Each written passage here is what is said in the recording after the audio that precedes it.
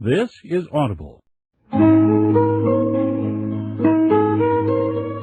Welcome to another talk from the Alan Watts radio series number 2, Eastern Thought in the Modern World.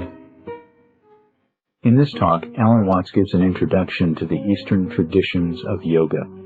He describes the entrance into the unspeakable reality, first from the East by practices of jnana yoga and zazen, and then from the West through the intellectual perspectives of Ludwig Wittgenstein and Spencer Brown. East and West all arrive at the same mysterious, that which is unspeakable. Recorded in 1972 at the First Unitarian Church in San Francisco, A Journey to Unthinking. It's called Intellectual Yoga. Here's Alan Watts. The word yoga, as most of you doubtless know, is the same as our word yoke, Y-O-K-E, and the Latin word jungere, to join. Join, junction, yoke, union, all these words are basically from the same root. And so likewise, when Jesus said, "My yoke is easy," he was saying, really, my yoga is easy. And the word, therefore, basically denotes the state that would be the opposite of what our psychologists call alienation, or what Buddhists call Sakaya Drishti, the view of separateness, the feeling of separateness, the feeling of being cut off from being. And most civilized people do in fact feel that way, because they have a kind of myopic attention focused on their own boundaries and what is inside those boundaries, and they identify themselves with the inside and don't realize that you cannot have an inside without an outside. That would seem, wouldn't it, to be extremely elementary logic, that we could have no sense of being ourselves, of having a personal identity, without the contrast of something that is not ourselves, that is to say, other. But the fact that we don't realize that self and other go together is the root of an enormous and terrifying anxiety. Because what will happen when the inside disappears? What will happen when the so-called I comes to an end, as it seems to? Of course, if it didn't, if things did not keep moving and changing, appearing and dissolving, the universe would be a colossal bore. And therefore, you are only aware that things are all right for the moment. I hope most of the people in this gathering have a sort of genial sense inside them that for the time being, things are going on more or less okay. Some of you may be very miserable. And then your problem may be just a little different, but it's essentially the same one. But you must realize that that sense of life being fairly all right is inconceivable and unfeelable unless there is way, way, way in the back of your mind the glimmer of a possibility that something absolutely unspeakably awful might happen. Doesn't have to happen. Of course, you'll die one day. But there always has to be the vague apprehension, the Hintergedanke, that the awful awfuls are possible. It gives spice to life. Now, these observations are in line with what I'm going to talk about tonight, the intellectual approach to yoga. There are basically certain principal forms of yoga. Most people are familiar with Hatha yoga, which is a psychophysical exercise system, and that's the one you see demonstrated most on television because it has visual value. You can see all these exercises of lotus positions and people curling their legs around their necks and doing all sorts of marvelous exercises. And they're good exercises. The most honest yoga teacher I know is a woman who teaches hatha yoga and doesn't pretend to be any other kind of guru, and she does it very well. Then there is bhakti yoga. Bhakti means devotion. And I suppose in general you might say that Christianity is a form of bhakti yoga, because it is yoga practiced through extreme reverence for and love for some being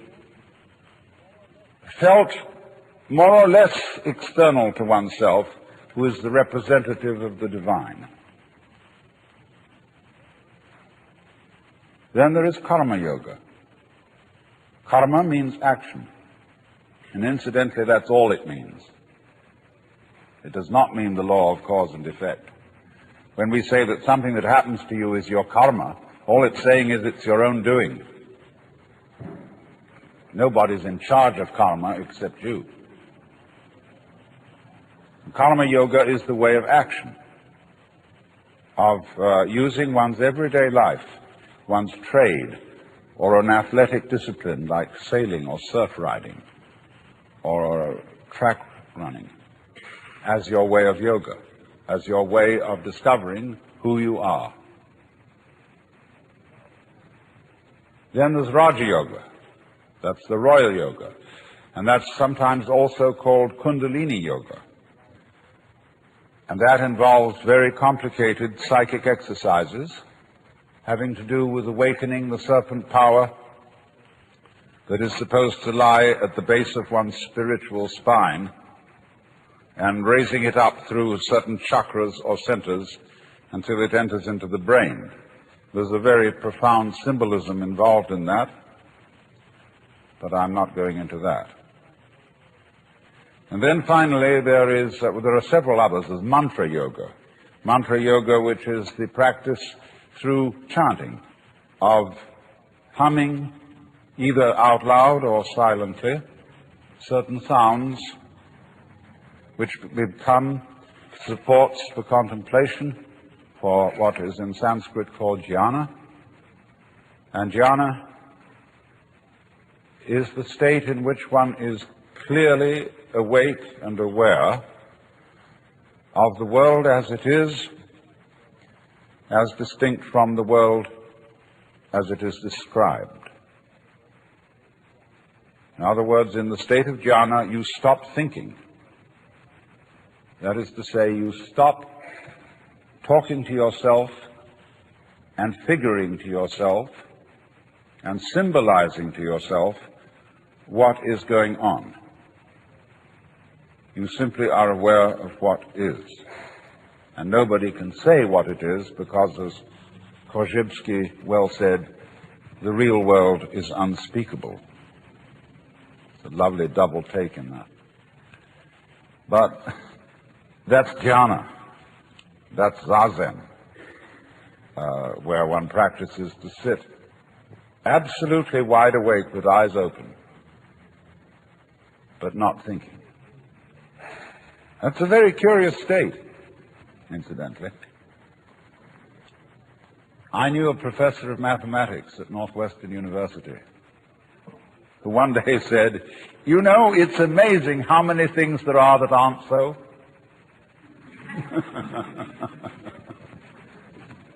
You know, I mean, he was talking about old wives' tales and scientific superstitions and so on. But when you practice jhana, you're amazed how many things there are that aren't so. Because when you stop talking to yourself and you are simply aware of what is, that is to say, of what you feel, what you sense, even that saying too much, you suddenly find that the past and the future have completely disappeared. So also have disappeared the so-called differentiation between the knower and the known, the subject and the object, the feeler and the feeling, the thinker and the thought. They just aren't there, because you have to talk to yourself to maintain those things. They're purely conceptual. They're ideas. They're phantoms, ghosts. So when you allow thinking to stop, all that goes away. And you find you're in an eternal here and now. And there's nowhere you're supposed to be. There's nothing you're supposed to do. There's nowhere you're supposed to go, because in order to think you're supposed to do something, you have to think. And so it's incredibly important to unthink at least once a day, for the very preservation of the intellectual life.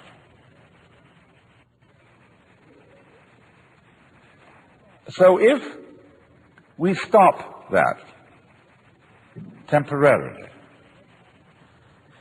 and get our mind clear of thoughts, we become, as Jesus said, again as children, and get a direct view of the world, which is very useful once you're an adult. There's not much you can do with it when you're a baby, because everybody pushes you around. And they pick you up and sit you there, they sit you there. And you can't do much except practice contemplation. Only you can't tell anyone what it's like. But when, as an adult, you can recapture the baby's point of view, you will know what all child psychologists have always wanted to know, how it is that a baby feels. And the baby, according to Freud at least, has the oceanic experience. That is to say, a feeling of complete inseparability from what's going on. The baby is unable to distinguish between the universe and his or her action upon the universe. And most of us, if we got into that state of consciousness, might be inclined to feel extremely frightened. And beginning to ask, who's in charge? I mean, who controls what happens next? We would ask that because we are used to the idea that the process of nature consists of controllers and controlees, things that do and things that are done to. This is purely mythological. So many spiritual teachers and gurus will look at their disciples and say, I am God. I have realized. See? But the important thing is that you are. Whether I am or not is of no consequence to you whatsoever. I could get up and say, I have realized. I put on a turban and yellow robe and whatever, and say, come and have darshan. I'm Guru. You need the grace of Guru in order to realize, and so on, and it'd be a wonderful hoax. It'd be like picking your pockets and selling you your own watch.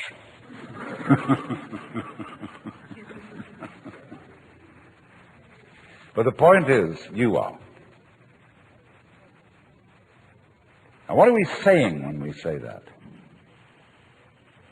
We're obviously saying something very important. Alas and alack, there is no way of defining it. That is to say, going any further into words about it. See, when a philosopher hears such a statement as tattvamasi, you are it, or there is only the eternal now, the philosopher says, I don't see why you're so excited about it. What do you mean by that? And that he asked that question because he wants to continue in a word game. He doesn't want to go on into an experiential dimension. He wants to go on arguing because that's his trip. And all these great mystical statements mean nothing whatsoever. They're ultimate statements. Just as, the trees and the clouds and the mountains and the stars have no meaning because they're not words. Words have meaning because they're symbols, because they point to something other than themselves. But the stars, like music, only bad music has any meaning. Classical music never has a meaning. And to understand it, you must simply listen to it and observe its beautiful patterns, go into its complexity.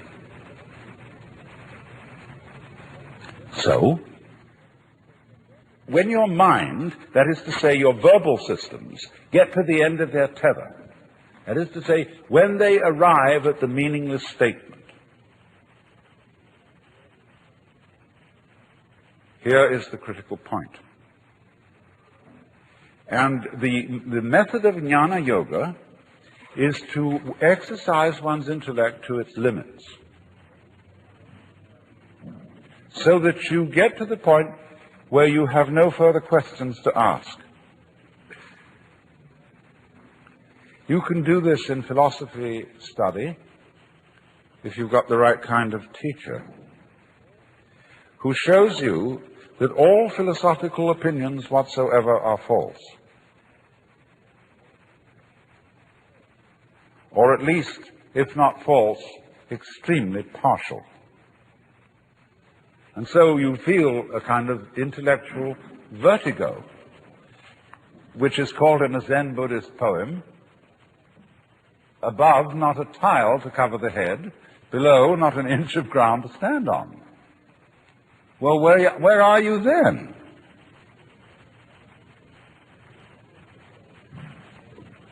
Well, of course you always were. You've discovered you're it. And that's very uncomfortable, because you can't grab it. See here, I've discovered that whatever it is that I am, that's not something inside my head. It is just as much out there as it is in here, but whatever it is, I cannot get hold of it. Well, that gives you the heebie-jeebies. You get butterflies in the stomach, anxiety, traumas, and all kinds of things. But this is all explained by Shankara, the great Hindu commentator on the Upanishads, the great master of the non-dualistic doctrine of the universe, when he said, "That which knows, which is in all beings, the knower, is never an object of its own knowledge."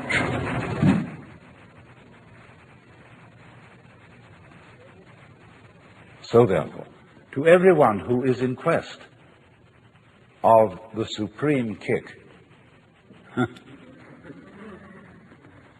the great experience, the vision of God, whatever you want to call it, liberation.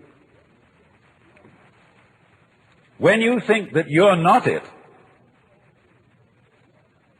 any old guru can sell you on a method to find it. And that may not be a bad thing for him to do,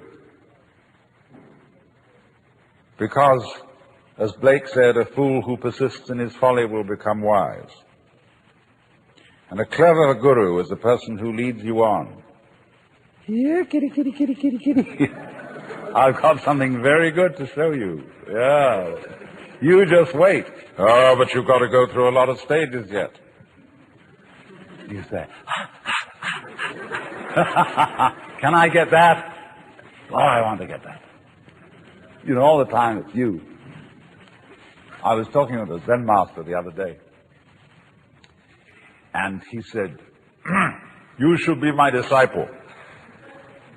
I looked at him and said, "Who was Buddha's teacher?" And he looked at me in a very odd way and said,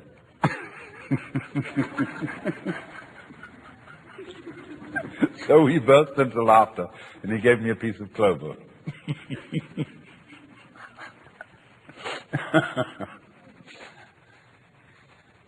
So,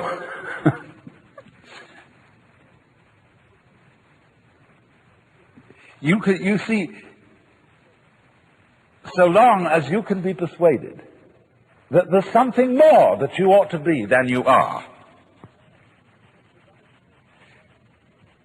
you've divided yourself from reality, from the universe, from God, or whatever you want to call that, the tat in tat brahmasi.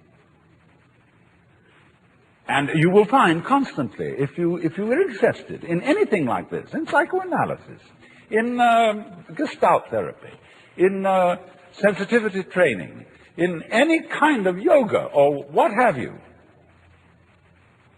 that there will be that funny sensation of what I'll call spiritual greed that can be aroused by somebody indicating to you, there are still higher stages for you to attain. You should meet my guru.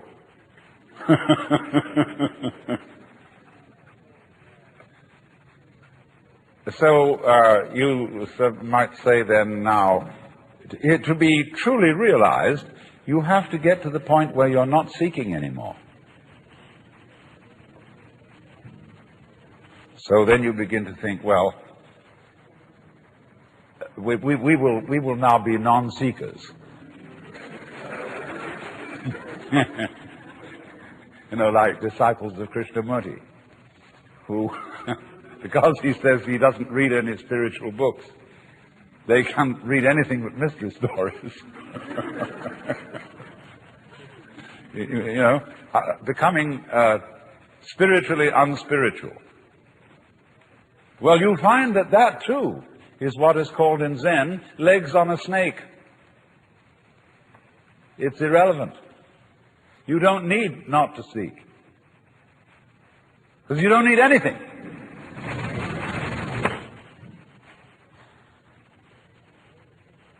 And you know, it's like crawling into a hole and pulling the hole in after you. And the great master of this technique was a Buddhist scholar who lived about 200 AD called Nagarjuna. He invented a whole dialectic. He had a whole school called Madhyamika, where the, as it were, leader of the students would simply destroy all their ideas, absolutely abolish their philosophical notions. And they get the heebie-jeebies. They see he didn't have the heebie-jeebies. He seemed perfectly relaxed in not having any particular point of view. Well, they said, teacher, how can you stand it? We have to have something to hang on to. Who does? Who are you?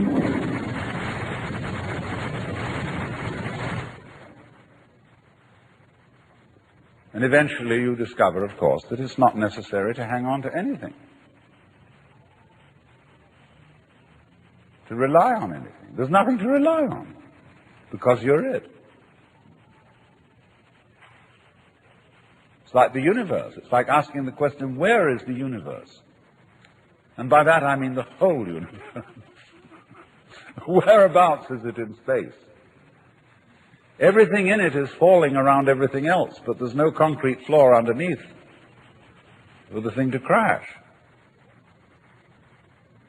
Because the space, you can think of infinite space if you like. You don't have to think of curved space. The space that goes out and out and out forever and ever and has no end. What is that? Of course it's you. What else could it be?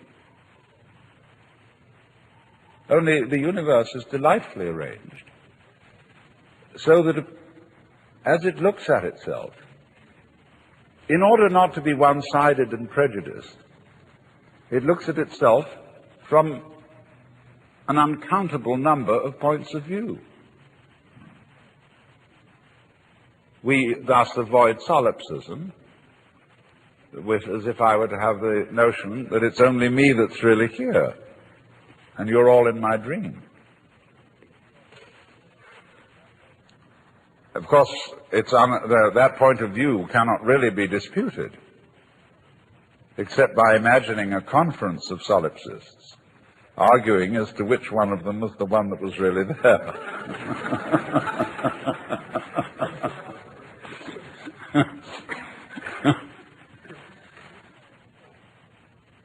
Now, you see, if you understand what I'm saying with your intelligence, and then take the next step and say, but I understood it now, but I didn't feel it. Then next I raise the question, why do you want to feel it? You say, I want something more, because that's, again, that spiritual greed. And you could only say that because you didn't understand it. There is nothing to pursue because you're it. And if you don't know that, you always were it. And if you don't know that, in other words, to put it in Christian terms or Jewish terms, if you don't know that you're God from the beginning, what happens is that you try to become God by force. Therefore, you start being violent and obstreperous and this and that and the other. All our violence, all our competitiveness, all our terrific anxiety to survive is because we didn't know from the beginning that we were it. Well, then you would say, if we did know from the beginning, as in fact you did, when you were a baby, but then everybody says, well, nothing would ever happen. But it did happen, didn't it? And it's, some of it's pretty messy. But what people don't realize is they say, well, take the Hindus. It's basic to Hindu religion that we are all God in disguise, and that the world is an illusion. All that is a sort of half-truth. But if that is the case, if Hindus, and really awakened Hindus, by the knowledge of their union with the Godhead, would simply become inert, why then Hindu music? The most incredibly complex, marvelous technique. When they sit and play, they laugh at each other. They're enjoying themselves enormously with these very complicated musical games. But when we come and the symphony orchestra gets up, everybody dresses in evening dress, the most serious expression, and all the audience is down, and you know, it's like it's in a kind of church. And there's none of that terrific zest where the drummer, the tabla player, laughs at the sarod player as they compete with each other in all kinds of marvelous improvisations. So, if you do find out, by any chance, who you really are, you, instead of becoming merely lazy, you start laughing. And laughing leads to dancing. And dancing needs music. And we can play with each other for a change.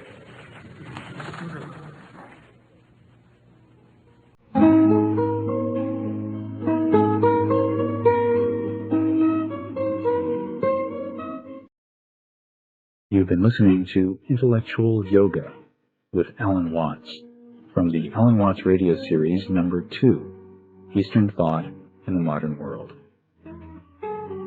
The Love of Wisdom with Alan Watts is produced by the Electronic University.